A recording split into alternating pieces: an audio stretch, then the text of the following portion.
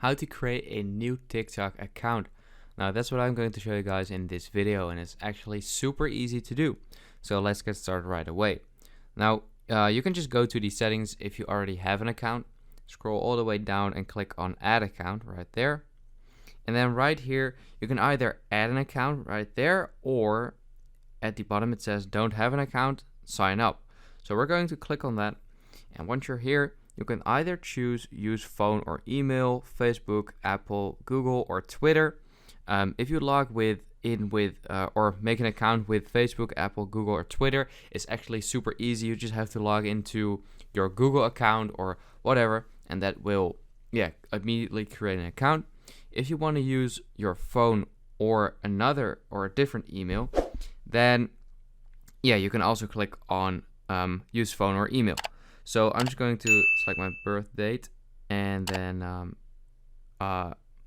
click next.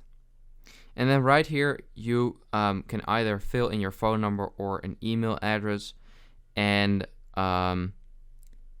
so if you fill in an email address or phone number, it's basically the same actually after that. You just have to create a username, then a password, and that's basically it.